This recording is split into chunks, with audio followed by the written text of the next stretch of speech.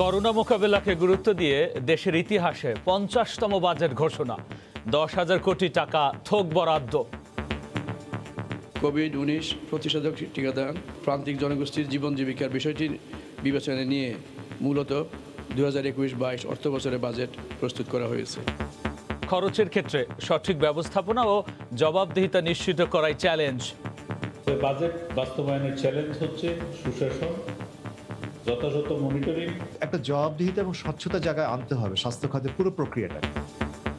কমবে তামাক ছাড়া দেশীয় সব জিনিসের দাম, বাড়বে ওষুধ ও শিল্পের কাঁচামাল ছাড়া আমদানি করা বেশিরভাগ পণ্যের।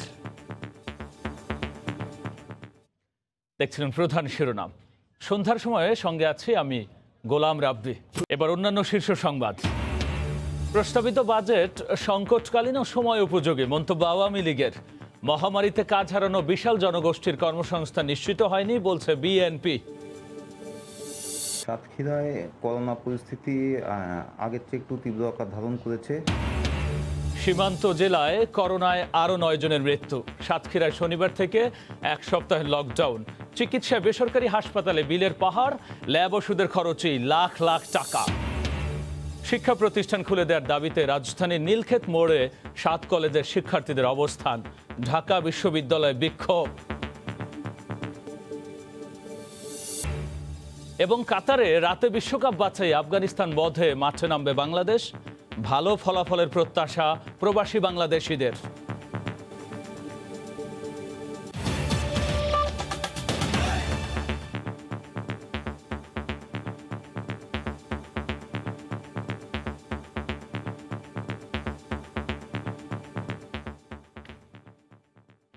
করোনা সংকট মোকাবেলাকে গুরুত্ব দিয়ে জাতীয় সংসদে উত্থাপন করা হলো 2021-22 অর্থ বছরের বাজেট। 6,03,681 কোটি টাকার প্রস্তাবিত বাজেটে ঘাটতি 2,11,000 কোটি টাকা। জিডিপি প্রবৃদ্ধির লক্ষ্যমাত্রা ধরা হয়েছে 7.2%। সানবির উপলের রিপোর্ট। গেল 2 বছরে কোভিড-19-এ তছনছ দেশের অর্থনীতি। জীবন হারিয়েছে বহু মানুষ, জীবিকা হারিয়েছেন অনেকে। কর্ম হারিয়ে অনেক ধনী মধ্যবিত্ত দাঁড়িয়েছেন দরিদ্রের কাতারে। কোভিড ঝড় এখনও থামেনি। এমন অনিশ্চয়তার মধ্যে জীবন ও অর্থনীতির সংকটের মুখোমুখি হয়ে আগামী অর্থ বছরের আয় ব্যয়ের হিসাব সংসদে উপস্থাপন করেন অর্থমন্ত্রী আ.হ.ম মুস্তফা কামাল। অর্থবছরের বাজেট 2021-22 অর্থ বছরের বাজেটের আকার গেলবারের চেয়ে বেড়েছে 35,681 কোটি টাকা। রাজস্ব আয়ের লক্ষ্যমাত্রা ঠিক করা হয়েছে 3,89,000 কোটি টাকা। এর মধ্যে এনবিআরকে যোগান দিতে হবে 3,30,000 কোটি টাকা। 32,000 কোটি টাকা আয় করবে সঞ্চয়পত্র থেকে। এরপরও ঘাটতি থেকে যাবে 2,11,191 কোটি টাকা। স্বাস্থ্য খাতে অপ্রত্যাশিত প্রয়োজন মেটানো, অর্থনৈতিক কর্মকাণ্ড স্বাভাবিক রাখা, সফলভাবে কোভিড-19 প্রতিষেধক টিকাদান ও সর্বোপরি প্রান্তিক জনগোষ্ঠীর জীবন জীবিকার বিষয়টি বিবেচনায় নিয়ে মূলত 2021-22 অর্থবছরের বাজেট প্রস্তুত করা হয়েছে। প্রস্তাবিত বাজেটে গুরুত্ব পেয়েছে মানব সম্পদ উন্নয়ন, স্বাস্থ্য, পরিবহন ও যোগাযোগ, শিক্ষা, সামাজিক নিরাপত্তা খাত। উন্নয়ন ব্যয় ধরা হয়েছে 2,37,078 কোটি টাকা। 68,000 কোটি টাকা ব্যয় করতে হবে ঋণের সুদ বাবদ।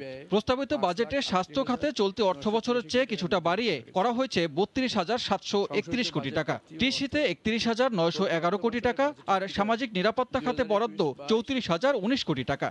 2021-22 অর্থবছরে আমাদের বাজেটের আকার প্রাক্কলন করা হয়েছে 6,03,681 কোটি টাকা। দেশের ইতিহাসের প্রস্তাবিত 50তম বাজেট নিয়ে সংসদে আলোচনার পর 30 জুন পাশ করা হবে।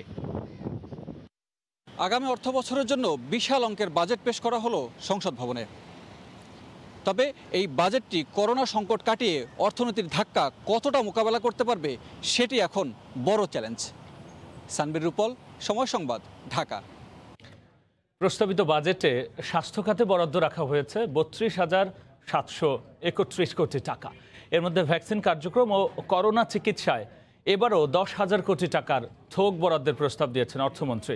আর খরচের ক্ষেত্রে সঠিক ব্যবস্থাপনা ও স্বাস্থ্য মন্ত্রণালয়ের জবাবদিহিতা নিশ্চিত করার তাগিদ দিয়েছেন অর্থনীতিবিদরা। হরিপদ সাহা রিপোর্ট।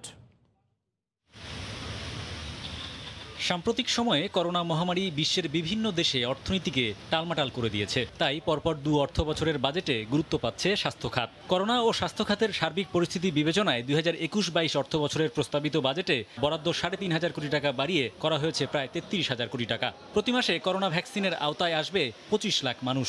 বিগত বাজেটের ন্যায় কোভিড-19 মোকাবেলায় স্বাস্থ্য সেবা বিভাগের আওতায় বিশেষ কার্যক্রম বাস্তবায়নের জন্য পুনরায় 10,000 কোটি টাকার থোক বরাদ্দের প্রস্তাব করা হচ্ছে। তবে স্বাস্থ্য খাতের বাজেট বাস্তবায়নের গতি বরাবরই অন্য মন্ত্রণালয়ের তুলনায় অনেক কম। সেই সাথে আছে এ খাতের কেনাকাটায় ধারাবাহিক দুর্নীতির অভিযোগও।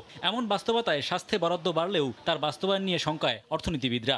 সরকারের যে অভিপ্রায় সেটা কিন্তু তার মন্ত্রণালয়গুলো তারা কিন্তু তৈরি না সে অভিপ্রায়টা বাস্তবায়ন করা, এবং সেটা আমরা দেখেছি পুরো 1 বছর ধরে যে স্বাস্থ্য খাতের জন্য যে অতিরিক্ত বরাদ্দগুলো করা হয়েছিল তার বেশিরভাগই কিন্তু খরচ করা যায়নি। আমরা জানি যে সংস্কারগুলো বিভিন্ন ধরনের গবেষণা হয়েছে স্বাস্থ্য খাতের সংস্কারের বিষয়গুলো নিয়ে, সেই সংস্কারগুলো বাস্তবায়ন করতে হবে এবং একটা জবাবদিহিতা এবং স্বচ্ছতা জায়গায় আনতে হবে স্বাস্থ্য খাতের পুরো প্রক্রিয়াটা। করোনা ভাইরাস মোকাবিলায় টেস্টিং কিট, বিশেষ মাস্ক, পিপি, হ্যান্ড স্যানিটাইজার উৎপাদনের কাঁচামালে শুল্ক ছাড় অব্যাহত রাখা সহ ওষুধ শিল্পের সুরক্ষায় স্থানীয়ভাবে উপকরণ এবং চিকিৎসা সামগ্রী উৎপাদনে কাঁচামাল আমদানিতে কর রেয়াত বেড়েছে। ওয়ার্ল্ড ব্যাংকে 600 মিলিয়ন এবং আরও দুটো সংস্থাদের 200 মিলিয়ন সহ 800 মিলিয়ন যে টাকাটা রাখা হয়েছে, সেই টাকাটা যদি ঠিকঠাক মতো ব্যয় করা যায় তাহলে এখানে কোভিডের ভ্যাকসিন সহ যে অক্সিজেনের যে ব্যবস্থা হওয়া দরকার সেখানে আমার মনে হয় যে গতি আসবে। এর বাইরে যে 10,000 কোটি টাকার যে থোক বরাদ্দ রাখা হয়েছে, যদি আমরা এই টাকাটা ঠিকঠাক মতো খরচ করতে পারি, দুর্নীতিমুক্তভাবে খরচ করতে পারি, তাহলে আমার মনে হয় যে কোভিড ম্যানেজমেন্টে একটা গতি আসবে। হৃদযন্ত্রের ত্রুটি নিয়ে জন্মানো শিশুদের চিকিৎসা সরঞ্জাম আমদানি শুল্কমুক্ত করার প্রস্তাব আছে বাজেটে। এছাড়া নারী স্বাস্থ্য, মানসিক স্বাস্থ্য সুরক্ষা ও অটিজম সেবায় ভ্যাট অব্যাহতির প্রস্তাব রাখা হয়েছে। হরিপদ সাহা, সময় সংবাদ, ঢাকা। বাজেট নিয়ে আলোচনার জন্য স্টুডিওতে যুক্ত হয়েছেন সহকর্মী দেবাশিস রায়। যাচ্ছি তার কাছে। দেবাশিস। রাব্বি, আপনাকে ধন্যবাদ। আজকে 50তম বাজেট, অর্থাৎ এই স্বাধীনতার সুবর্ণ জয়ন্তী এবং মুজিব শতবর্ষ চলছে। এই বাজেটটি বেশ গুরুত্বপূর্ণ এবং মহামারী কালও চলছে আপনারা জানেন, এবং এই বাজেটটি উপস্থাপনের পর থেকেই কিন্তু নানান ধরনের তথ্য উপাত্ত এবং সেগুলো নিয়ে আলোচনা সব মহলেই চলছে। দর্শক, আমাদের যে আয়োজন, এই আয়োজনের মধ্যে আমরা আমাদের সহকর্মী জুবাইর ফয়সাল তিনি একটি প্রতিবেদন তৈরি করেছেন যে আসলে এবারের বাজেটে কোন কোন পণ্যের যে দাম বাড়ছে এবং দাম কমছে সেটি নিয়ে জুবাইর ফয়সালের প্রতিবেদনটি দেখে নেব দর্শক।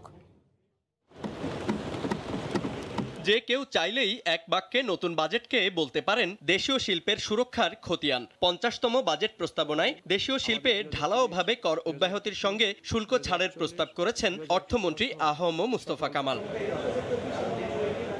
নতুন বাজেটে শুল্ক ছাড়ের সঙ্গে মূল্য সংযোজন কর অব্যাহতি দেয়ায় দাম কমবে দেশে উৎপাদিত মোটরসাইকেল, এসি, রেফ্রিজারেটর, গাড়ি, কম্পিউটার যন্ত্রাংশ, ল্যাপটপ, মোবাইল ফোন সহ প্রায় সব ধরনের প্রযুক্তি পণ্যের। আমদানি শুল্ক কমানোয় দাম কমতে পারে 3 হুইলার, সেচ, পাওয়ার টিলার সহ সব ধরনের কৃষি যন্ত্রপাতির। কমবে পোল্ট্রি ফিড, দেশীয় তাজা ফল, মুড়ি, পাউরুটি, কেক, খেলনার দাম। সুখবর রয়েছে স্বাস্থ্য খাতেও। নতুন বাজেটে test kit, mask, PPE, oxygen সহ করোনা মোকাবিলায় প্রয়োজনীয় সব ধরনের সুরক্ষা সামগ্রী ও ওষুধের দাম কমানোর প্রস্তাব করেছেন অর্থমন্ত্রী। এছাড়াও শুল্ক করে ছাড় দেওয়া হয়েছে দেশে ভ্যাকসিন উৎপাদনে প্রয়োজনীয় কাঁচামাল আমদানিতে। পাশাপাশি বিপণন ও ব্যবসা পর্যায়েও দেওয়া হয়েছে শুল্ক ছাড়। কাঁচামালে কর অব্যাহতি দেয়ায় কমবে ক্যান্সারের ওষুধের দামও। তবে আমদানি পর্যায়ে শুল্ক বাড়ানোয় সব ধরনের বিদেশি মোটরসাইকেল, ফ্রিজ, মোবাইল ফোনের দাম বাড়বে। কর রেয়াত সুবিধা তুলে নেয় দাম বাড়বে আমদানি করা গুঁড়ো দুধ, প্রক্রিয়াজাত করা মাংস, ক্যাপসিকাম, মাশরুম, গাজর, কমলা, বাদাম ও সাবান তৈরির কাঁচামালের। করের হার অপরিবর্তিত রাখা হলেও নতুন বাজেটে বিড়ি, সিগারেট ও তামাকজাত পণ্যের দাম বাড়ানোর প্রস্তাব করেছেন অর্থমন্ত্রী। যদিও নিত্য প্রয়োজনীয় সব ধরনের খাদ্যপণ্যের উপর কর না আরোপের প্রস্তাব করেছেন অর্থমন্ত্রী। নতুন বাজেটে শুল্ক কমানোয় কমতে পারে অগ্নি নির্বাপন যন্ত্রপাতির দামও। এছাড়া বাড়বে লঞ্চের এসি কেবিন ব্যবহারের খরচ। জুবাইর ফয়সাল, সময় সংবাদ, ঢাকা। দর্শক, আমরা প্রতিবেদনটি দেখলাম। আপনারা জানেন যে প্রত্যেকটি বাজেট উপস্থাপন করা হয়, সেই বাজেটে কিন্তু একটি দর্শন থাকে। এবারের যে বাজেট, সেই বাজেটে কিন্তু শিরোনাম এবং দর্শন দেওয়া হয়েছে জীবন জীবিকায় প্রাধান্য দিয়ে সুদৃঢ় আগামীর পথে বাংলাদেশ। আসলে এই করোনাকালের যে বাজেট, এই বাজেটে আগামী দিনে কিভাবে অর্থনৈতিক পুনরুদ্ধার করা যাবে বা অর্থনৈতিক উত্তরণ সম্ভব হবে, সেগুলো নিয়ে কিন্তু বিস্তর আলোচনা এবারের বাজেটে হয়েছে এবং সেগুলো নিয়ে মাসব্যাপী অর্থাৎ যে 12 কার্যদিবস এই বাজেট অধিবেশন চলবে, 12 কার্যদিবসে কিন্তু সেগুলো চূড়ান্ত হবে যে প্রস্তাবনা আজকে উপস্থাপন করা হয়েছে। দর্শক, এই বাজেটের মধ্যে কিন্তু বড় একটি আকর্ষণের জায়গা থাকে, বিশেষ করে গণমানুষের বা ভোক্তা পর্যায়ে বা সাধারণ মানুষের যে কোন জিনিসের দাম কমলো এবং বাড়লো সেটির যে তথ্যগুলো এখন পর্যন্ত আমাদের হাতে এসেছে সেটি যদি আমরা একটু বিশ্লেষণ করি তাহলে দেখা যায় যে এবারের বাজেটেও কিন্তু বরাবরের মতো তামাকজাত যেসব পণ্য রয়েছে সেসব পণ্যে কিন্তু অনুৎসাহিত করার জন্য বিড়ি, সিগারেট, তার সঙ্গে সঙ্গে জর্দা এবং তামাক এগুলোর কিন্তু দাম বাড়ছে। তার সঙ্গে সঙ্গে আমরা আরও দেখতে পাচ্ছি লুব্রিকেটিং অয়েল এবং খনিজ তেল এবং তার পাশাপাশি গাড়ি ও বিমানের কাঁচ, বিদেশি মোবাইল ফোন এবং সব ধরনের মাংস এইসবের দাম কিন্তু বাড়ছে। দর্শক, আপনারা জানেন যে দেশীয়ভাবেও কিন্তু এখন ইলেকট্রনিক্স পণ্য উৎপাদন করা হচ্ছে। সেই দেশীয় মোবাইলের বাইরে বিদেশ থেকে যেসব মোবাইল আমদানি করা হয় সেই সব মোবাইলের কিন্তু দাম বেড়ে যাচ্ছে, এমনটি কিন্তু আমরা লক্ষ্য করলাম এবারের বাজেটে। আরও কিছু তথ্য আমরা এখানে দেখতে পাচ্ছি, যেমন দাম বাড়বে মাশরুমের, লবণের, আমদানিকৃত গুঁড়া দুধ এবং তার পাশাপাশি বাদাম, সাবান এবং আমদানিকৃত ক্যাপসিকাম এবং টমেটো। দর্শক, আপনাদেরকে একটু জানিয়ে রাখতে চাই, এখানে যেসব পণ্যের আমরা তালিকা দেখতে পাচ্ছি এই সব তালিকার মধ্যে কিন্তু অধিকাংশ পণ্যই কৃষিজাত পণ্য এবং এই কৃষিজাত পণ্যে যাতে করে দেশীয় কৃষক বাঁচতে পারে এবং দেশীয় কৃষি বাঁচে এবং তারা লাভবান হয় সেজন্য কিন্তু আমদানিকৃত এই পণ্যগুলোর ওপরে কিন্তু নতুন করে শুল্ক আরোপ করা হয়েছে এবং যার কারণে এসবের দাম বাড়বে। আমরা এবং দাম বাড়ার যে খাতটি আমরা দেখলাম, দাম বাড়ার পাশাপাশি কিন্তু দাম কমারও বেশ কিছু সুসংবাদ আমরা দেখতে পাচ্ছি এবং সেই সুসংবাদ কিন্তু দর্শকদের কাছে পৌঁছে দিতে চাই যে এই যে মহামারী কাল চলছে, এই মহামারী কালের মধ্যে সবচেয়ে গুরুত্বপূর্ণ বিষয় হচ্ছে করোনা সংক্রান্ত যে বিষয়গুলো রয়েছে, করোনার চিকিৎসা, করোনার টেস্ট কিট, সেখানেও কিন্তু আমরা দেখছি যে সরকার খুব সম্ভবত দাম কমানোর একটি প্রক্রিয়া নিয়ে এগোচ্ছে। আমরা দেখতে পাচ্ছি দাম কমছে করোনা টেস্ট কিটের, তার সঙ্গে সঙ্গে পার্সোনাল প্রোটেক্টিভ ইকুইপমেন্ট অর্থাৎ যেগুলো চিকিৎসকরা ব্যবহার করেন খুব ঝুঁকিপূর্ণ জায়গায় চিকিৎসা দেওয়ার ক্ষেত্রে, এবং করোনা প্রতিরোধে সবচেয়ে গুরুত্বপূর্ণ যে পণ্যটির কথা বলা হচ্ছে মাস্ক, সেই মাস্কটিও কিন্তু দাম কমছে। তার পাশাপাশি ভ্যাকসিন আমদানি অর্থাৎ ভ্যাকসিন আমদানির ক্ষেত্রে যেসব বিষয় আশয়গুলো রয়েছে, বিশেষ করে আর্থিক বিষয় রয়েছে, সেই প্রক্রিয়ায় কিন্তু কিছুটা সহজীকরণ করার জন্য সেখানে ভ্যাকসিন আমদানিতেও রাখা হয়েছে এবং তার পাশাপাশি আমরা দেখতে পাচ্ছি ভ্যাকসিন উৎপাদনের কাঁচামাল। দর্শক, আপনারা জানেন যে রাশিয়ার স্পুটনিক এবং চীনের সিনোভ্যাকের যে ভ্যাকসিন টেকনোলজি অর্থাৎ ভ্যাকসিন উৎপাদনের যে প্রযুক্তি, সেই প্রযুক্তি বিনিময় এবং সেই প্রযুক্তি শেয়ারের একটি কথা চলছে এবং সেটি হলে পরে হয়তো বাংলাদেশে একসময় উৎপাদন করা হবে ভ্যাকসিন এবং সেই ভ্যাকসিনের উৎপাদনের জন্য যাতে উৎপাদন প্রক্রিয়াটি শিথিল থাকে এবং গণমানুষের কাছে সেটি সময় মতো পৌঁছে দেওয়া যায়, সেজন্য কিন্তু ভ্যাকসিন উৎপাদনের কাঁচামালেও দাম কমছে, সেটিও আমরা লক্ষ্য করছি। এবং তার পাশাপাশি আমরা দেখতে পাচ্ছি যে দেশীয় ফ্রিজ অর্থাৎ যেটি একটু আগে বলছিলাম যে দেশীয় ইলেকট্রনিক্স পণ্যগুলোকে আরও উৎসাহিত করা হচ্ছে। তার পাশাপাশি আমরা দেখতে পাচ্ছি দাম কমবে মোটরসাইকেলের, স্টেইনলেস স্টিল, অ্যালুমিনিয়াম তার, কম্পিউটারের কাঁচামাল। আপনারা জানেন যে এখন করোনাকালে অধিকাংশ কর্মকাণ্ডই কিন্তু সরাসরির পরিবর্তে কিন্তু অনলাইন হয়ে গেছে। কম্পিউটারের কাঁচামালের দাম কমছে, পোলট্রি ফিড, তার সঙ্গে সঙ্গে রয়েছে অ্যালুমিনিয়াম ফয়েল, পলিমার টিউব এবং দেশীয় খেলনা। এখানে যে পণ্যগুলি লক্ষ্য করা যাচ্ছে দর্শক, সেগুলোর মধ্যে কিন্তু নির্মাণ সামগ্রী লক্ষ্য করা যাচ্ছে। অর্থাৎ এই করোনা কালের মধ্যেও বাংলাদেশের যে অবকাঠামোগত উন্নয়ন, সেই অবকাঠামোগত উন্নয়ন যাতে এগিয়ে যায় তার জন্য কিন্তু আমরা দেখতে পাচ্ছি যে বেশ কিছু পণ্যে কিন্তু দাম কমছে। এবং দর্শক, আপনাদেরকে জানিয়ে রাখি যে আসলে দাম কমা এবং বাড়ার যে প্রক্রিয়া, সেই প্রক্রিয়াটি কিন্তু বাস্তবায়ন হয় মাঠ পর্যায়ে। এটি আজকে উত্থাপিত হলো বাজেট প্রস্তাবনায় এবং এর পরপরই কিন্তু এটি মাঠ পর্যায়ে বাস্তবায়িত হবে। দর্শক, এই পুরো বাজেটের যে প্রক্রিয়া, সেই বাজেটের প্রক্রিয়াটি যদি আমরা খাতগুলোর দিকে তাকাই যে কোন কোন খাতে কেমনভাবে এবার বরাদ্দ দেওয়া হয়েছে বা কোনভাবে কিভাবে চিন্তা করছে সরকার, সেটি দিয়ে তাকালে আমরা দেখতে পাই যে 2021-22 অর্থ বছরে খাতওয়ারি বরাদ্দে জনপ্রশাসন খাতে বরাদ্দ রাখা হয়েছে 1,12,000 কোটি টাকা। অর্থাৎ জনপ্রশাসন খাতের যে পরিচালন ব্যয় সেটিতে কিন্তু রাখা হয়েছে 1,12,000 কোটি টাকা। ঠিক একই রকমভাবে কিন্তু এবারের যে বাজেট, সেই বাজেটে কিন্তু স্বাস্থ্য খাতকে এবারও গুরুত্ব দেওয়া হয়েছে এবং সেই অনুযায়ী আমরা দেখতে পাচ্ছি যে স্বাস্থ্য খাতে বরাদ্দ রয়েছে 32,731 কোটি টাকা এবং তার সঙ্গে আরও 10,000 কোটি টাকা রয়েছে। কেননা আপনারা জানেন যে কোভিডের টিকা অর্থাৎ করোনা মোকাবিলার জন্য টিকা সবচেয়ে বেশি গুরুত্বপূর্ণ, সেই টিকার জন্যও কিন্তু ব্যবস্থা রাখা হয়েছে। এবং তার পরপরই আমরা যদি দেখি শিক্ষা খাতের কথা, শিক্ষা এবং প্রযুক্তি খাত অর্থাৎ শিক্ষা প্রযুক্তি কিন্তু এখন অনেকটা অঙ্গীকরণ হয়েছে অর্থাৎ একত্রীকরণ হয়েছে। শিক্ষা এবং প্রযুক্তি খাতে আমরা লক্ষ্য করছি 94,877 কোটি টাকা বরাদ্দ রাখা হয়েছে। অর্থাৎ আপনারা জানেন যে এই করোনা কালে যে শিক্ষা খাতের মধ্যে যে একটি টার্ন ঘটে গেছে, একটি বিপ্লব ঘটে গেছে অর্থাৎ প্রযুক্তি, সেই প্রযুক্তি কিন্তু ওখানে ইনকর্পোরেট করা হয়েছে। তার পাশাপাশি আমরা দেখতে পাচ্ছি প্রতিরক্ষা খাতে বরাদ্দ রয়েছে 37,281 কোটি টাকা। আপনারা জানেন যে সশস্ত্র বাহিনীর যে ব্যয়ভার এবং সশস্ত্র বাহিনীর আধুনিকায়নে যে ব্যয়ভার সেটি কিন্তু প্রতিরক্ষা খাত থেকে ব্যয় করা হয় এবং সেখানে আমরা দেখতে পাচ্ছি। এবং আপনারা জানেন যে বাংলাদেশে এখন বিদ্যুৎ উৎপাদনের সক্ষমতা আগের চেয়ে বেড়েছে এবং এই সক্ষমতাকে আরও বেশি টেকসই করার জন্য যে প্রক্রিয়াগুলো অবলম্বন করা দরকার সেই প্রক্রিয়া অবলম্বন করতে হলে অবশ্যই বাংলাদেশ সরকারকে উৎপাদনের পাশাপাশি বিদ্যুৎ সঞ্চালনেও মনোযোগী হতে হবে। অর্থাৎ সেই সঞ্চালনে হয়তোবা এবার বাংলাদেশ কিছুটা উপকৃত হবে। আমরা দেখতে পাচ্ছি বিদ্যুৎ এবং জ্বালানি খাতে 7,484 কোটি টাকা বরাদ্দ রাখা হয়েছে, 27,484 কোটি টাকা বরাদ্দ রাখা হয়েছে। এটি কিন্তু বিদ্যুৎ এবং জ্বালানি খাত মিলে, এই টাকা আবার ভাগ হয়ে যাবে বিদ্যুৎ বিভাগ এবং জ্বালানি বিভাগে। অর্থাৎ আপনারা জানেন যে বাংলাদেশের যে সীমিত গ্যাসের পরিমাণ, সেই গ্যাসের পরিমাণ কমে আসছে, বিদেশ থেকে এলএনজি আমদানি করতে হচ্ছে, জ্বালানি খাতে সেটি চলে যাবে। এবং তার পাশাপাশি আমরা চলে আসছি যে পরিবহন এবং যোগাযোগ খাতে। আপনারা জানেন যে এখন বাংলাদেশে পরিবহন এবং যোগাযোগ খাত একটি এমার্জিং খাত, অর্থাৎ বাংলাদেশের যে আসলে অগ্রগতি এবং প্রবৃদ্ধি সেটিকে চালনা করতে হলে পরিবহন এবং যোগাযোগ খাতের উন্নয়ন প্রয়োজন। এবং সেখানে আমরা দেখতে পাচ্ছি সরকার বরাদ্দ রেখেছেন 72,028 কোটি টাকা। এই পরিবহন এবং যোগাযোগ খাতের বাংলাদেশের যে প্রভূত উন্নয়ন, এই খাত থেকেই সেই উন্নয়নগুলো ব্যয় করা হবে। আপনারা জানেন যে বাংলাদেশে বর্তমানে এখন যে কৃষি প্রযুক্তি ব্যবহার করা হচ্ছে, কৃষি প্রযুক্তির ফলে কিন্তু বাংলাদেশের খাদ্য নিরাপত্তা অর্জিত হয়েছে। এখন সরকারের লক্ষ্য, বিভিন্ন সময় নীতি নির্ধারকদের কাছ থেকে আমরা পাই যে এখন পুষ্টি নিরাপত্তার দিকে তারা নজর দিয়েছেন এবং সেই অনুযায়ী আমরা দেখতে পাচ্ছি যে 2021-22 অর্থ বছরে কৃষি খাতে বরাদ্দ রাখা হয়েছে 31,912 কোটি টাকা এবং কৃষির যে পুরো ব্যয়ভার এই 31,912 কোটি টাকার মধ্যে থেকেই কিন্তু সেটি ব্যয় করা হবে। এবং তার পাশাপাশি আপনাদেরকে আমরা একটু দেখে নিতে চাই যে স্থানীয় সরকার এবং পল্লী উন্নয়ন খাত। আপনারা জানেন যে এই স্থানীয় সরকার এবং পল্লী উন্নয়ন খাত বর্তমান সরকারের যে অগ্রাধিকারমূলক খাত, সেই খাতের মধ্যে অন্যতম। এই কারণে বলা হচ্ছে যে গ্রাম হবে শহর, সেই উন্নয়নের জন্য কিন্তু স্থানীয় সরকার এবং পল্লী উন্নয়ন খাতের এই বরাদ্দটি ব্যবহার করতে হবে এবং সেখানে বরাদ্দ রাখা হয়েছে 42,193 কোটি টাকা। দর্শক, করোনাকালে কিন্তু অনেকেই কর্মসংস্থান হারিয়েছেন, বিশেষ করে নিম্ন শ্রমজীবী মানুষ যারা রয়েছেন তাদের বরাদ্দের জন্য, বিশেষ করে এই মানুষগুলোকে আবারও তাদের স্বাভাবিক জীবনে ফিরিয়ে আনাটা কিন্তু সরকারের একটি লক্ষ্য রয়েছে। এবং সেখানে আমরা দেখতে পাচ্ছি যে সামাজিক নিরাপত্তা এবং কল্যাণ খাত, সোশ্যাল সেফটি নেট যেটিকে বলা হয়, সে খাতেও কিন্তু অন্যান্য বারের চেয়ে এবার বরাদ্দ বেড়েছে। 34,319 কোটি টাকা এই খাতে বরাদ্দ রাখা হয়েছে এবং নিম্নবিত্ত মানুষ যারা রয়েছেন তাদেরকে কিন্তু এই খাত থেকেই তাদেরকে আবারও পুনরুজ্জীবিত করার চেষ্টা করা হবে।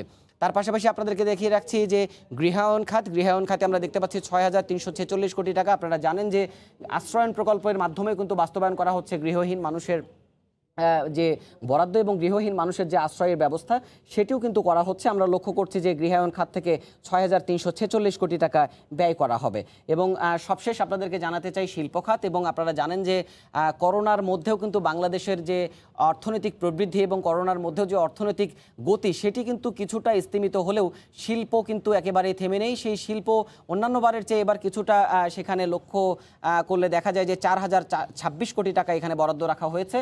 এবং এই যে খাতওয়ারি বরাদ্দ, এই খাতওয়ারি বরাদ্দ থেকে কিন্তু বাংলাদেশের যে আগামী 1 বছরের যে চলমান রাষ্ট্রের যে পরিচালন ব্যয় সেটি কিন্তু করা হবে। রাব্বি, এই ছিল আমার কাছে আজকের 50তম বাজেট। আপনি 50তম বাজেটের নানা বিষয় খুঁটিনাটি দারুণভাবে উপস্থাপন করলেন। কিন্তু আমরা যদি গতবারের বাজেটের সাথে এবারের বাজেটের তুলনা করি তাহলে ফোকাস কোন দিকটা, যে মানুষ এই বিষয়গুলোতে সরকার বাজেটে গুরুত্ব দিচ্ছে বা ফোকাস রাখছে? আচ্ছা রাব্বি, আমরা যদি এবারের বাজেট বক্তব্য অনুসরণ করি, বাজেট বক্তব্যে যেটি বোঝা গেছে এবারের বাজেটে অর্থনীতির এখন যে ভঙ্গুর অবস্থা, স্থিতাবস্থা চলছে, অর্থনীতিকে পুনরুদ্ধার করা, একই সঙ্গে যেসব মানুষ তাদের কাজ হারিয়েছেন, তারা এখন অনেকটা মানবেতর জীবনযাপন করছেন, তাদেরকে আবারও স্বাভাবিক জীবনধারায় ফিরিয়ে আনাটা, এই জায়গাটাতেই সরকারের ফোকাসটা বেশি। এবং সামাজিক সুশাসন এবং এই টাকার যে ব্যয়, সেই ব্যয়টি সুনির্দিষ্টভাবে যদি করা যায় তাহলে হয়তো বা এই বাজেটের সুফল জনগণ পাবে। এতটুকুই ছিল আমার কাছে আজকের বাজেটের সবশেষ তথ্য। দেবাশিস, আপনাকে অনেক ধন্যবাদ। বাজেটের খুঁটিনাটি নানা বিষয় নিয়ে স্টুডিওতে আলোচনায় যুক্ত হয়েছিলেন সহকর্মী দেবাশিস রায়। সন্ধ্যার সময় আরও থাকছে। রাজশাহীর বানেশ্বর বাজারে উঠেছে হরেক জাতের সুমিষ্ট আম, দাম কম হয় ক্রেতাদের মাঝে স্বস্তি, ব্যবসায়ীদের মাথায় হাত। 21-22 অর্থ বছরে প্রস্তাবিত বাজেটকে কল্যাণমুখী ও ব্যবসা বান্ধব উল্লেখ করে স্বাগত জানিয়েছে ব্যবসায়ীদের শীর্ষ সংগঠন FBCCI। অন্যদিকে বাজেট বাস্তবায়নে চ্যালেঞ্জ মোকাবেলায় রাজস্ব আদায়ের লক্ষ্যমাত্রা পুনর্বিবেচনার দাবি জানিয়েছে ঢাকা চেম্বার অব কমার্স।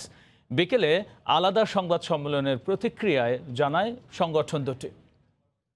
বাজেটের আকার অবাস্তব নয়, দেশের অর্থনীতির পরিকাঠামো বৃদ্ধির সাথে সাথে বাজেটের আকারও প্রতি বছর বৃদ্ধি পাচ্ছে।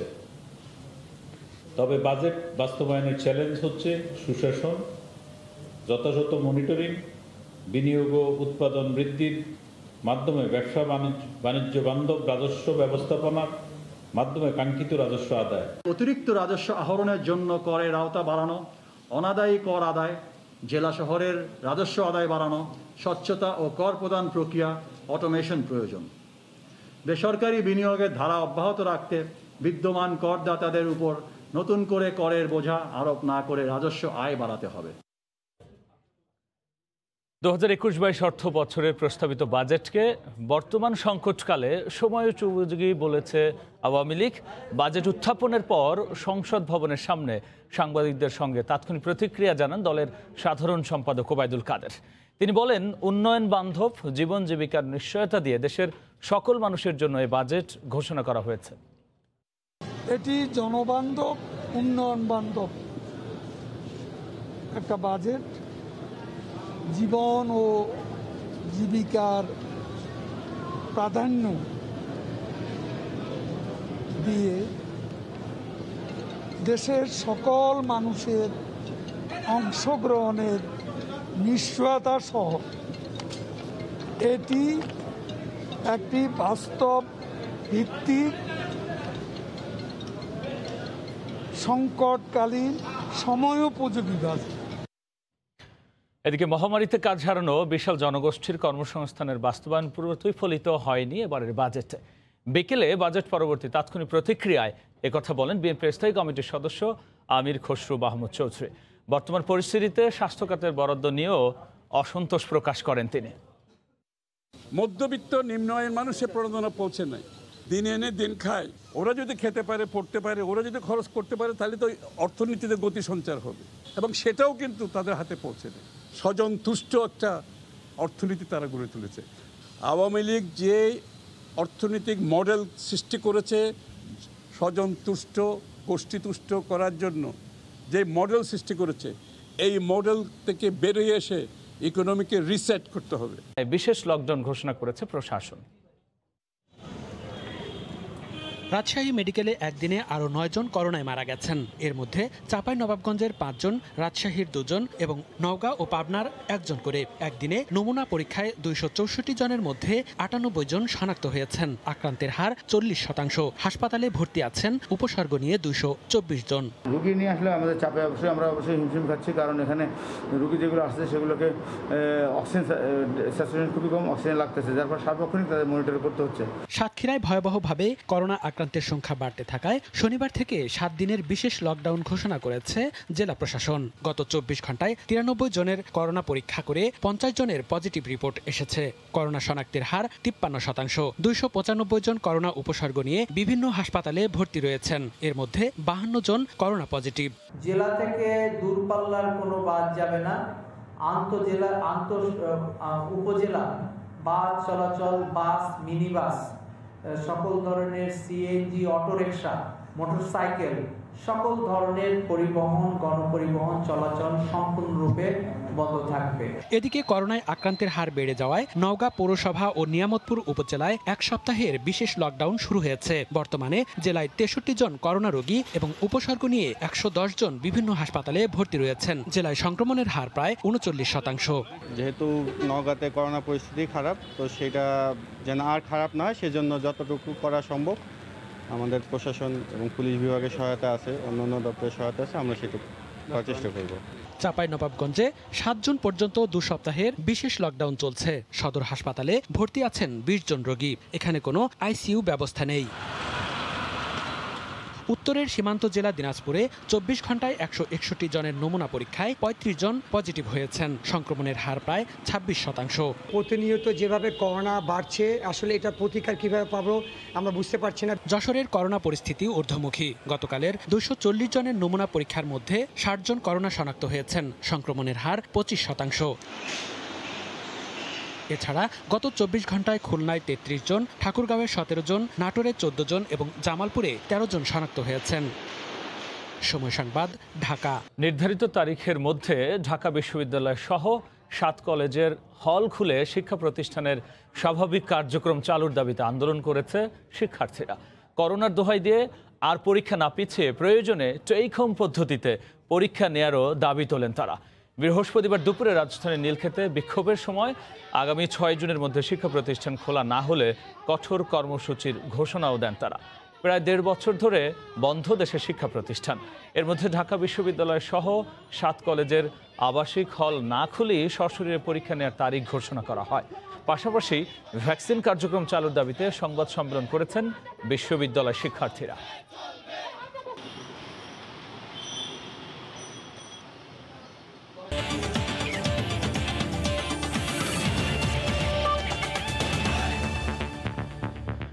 কাতার 4 লাখ প্রবাসী বাংলাদেশিদের চোখ আজ আফগানিস্তানের বিপক্ষে বাংলাদেশ জাতীয় ফুটবল দলের ম্যাচের দিকে। বিশ্বকাপ বাছাই আফগানিস্তানের বিপক্ষে জয় তুলে নেবে জামাল ভুঁইয়ারা, এমন প্রত্যাশা কাতারের প্রবাসী বাংলাদেশিদের। কাতার থেকে জানাচ্ছেন আনোয়ার হোসেন মামুন। ধন্যবাদ আপনাকে। আপনি যেমনটা বলছিলেন, আর মাত্র কিছুক্ষণ পরে কাতার ফুটবল বিশ্বকাপ বাছাই পর্বের বাংলাদেশ বনাম আফগানিস্তানের ফুটবল ম্যাচটি অনুষ্ঠিত হবে। বাছাই পর্বের এই ম্যাচকে ঘিরে প্রবাসী বাংলাদেশিদের মধ্যে একটা উৎসব আনন্দ বিরাজ করছে। প্রবাসীরা আজকের ম্যাচে স্টেডিয়ামে উপস্থিত থেকে বাংলাদেশকে সাপোর্ট জানাবেন। জামাল ভুঁইয়ারা আজকের ম্যাচ জয় দিয়ে কাতার মিশন শুরু করবেন, এমনটা প্রত্যাশা কাতার প্রবাসী হাজারো বাংলাদেশিদের। বাংলাদেশ ফুটবল টিমকে উৎসাহ দেওয়ার জন্য আমরা স্টেডিয়ামে উপস্থিত থাকব এবং আশা রাখি জামাল ভুঁইয়ার নেতৃত্বে আমাদেরকে জয় উপহার দিবেন। ইনশাল্লাহ আমরা স্টেডিয়ামে বসে সে জয় প্রবাসী বাংলাদেশিরা সে জয় উপভোগ করব। আমরা কাতার প্রবাসী বাংলাদেশি ভাইয়েরা অপেক্ষায় আছি বাংলাদেশ ও আফগানিস্তান ম্যাচ উপভোগ করার জন্য ও আমাদের বাংলাদেশ টিমের অধিনায়ক জামাল ভুঁইয়া, আশা করি ওনার নেতৃত্বে আমরা জয় লাভ করব। কাতারের স্থানীয় সময় ঠিক 5টায় জাসিম বিন হামাদ স্টেডিয়ামে ম্যাচটি শুরু হবে। এই ছিল আমার কাছে কাতার বিশ্বকাপ বাছাই পর্বের আফগানিস্তান বনাম বাংলাদেশের ম্যাচের সর্বশেষ। ফিরে যাচ্ছি স্টুডিওতে। এ পর্যায়ে শীর্ষ সংবাদ জানিয়ে দিচ্ছি আরও একবার। করোনা মোকাবেলা গুরুত্ব দিয়ে দেশের ইতিহাসে 50তম বাজেট ঘোষণা। কোভিড খাতে 10,000 কোটি টাকার থোক বরাদ্দ, 6 লাখ কোটি টাকার বাজেটে ঘাটতি 2 লাখ কোটি। তামাক ছাড়া কমছে দেশীয় সব পণ্যের দাম, বাড়বে আমদানি করা বেশিরভাগ পণ্যের, থাকছে না নিত্য পণ্যের ওপর কর। সাতক্ষীরায় করোনা পরিস্থিতি আগের চেয়ে একটু তীব্র আকার ধারণ করেছে। সীমান্ত জেলায় করোনায় আরও 9 জনের মৃত্যু। সাতক্ষীরায় শনিবার থেকে 1 সপ্তাহের লকডাউন। চিকিৎসায় বেসরকারি হাসপাতালে বিলের পাহাড়, ওষুধের খরচই লাখ লাখ টাকা। এ ছিল সন্ধ্যার সময়, সঙ্গে থাকুন সময়।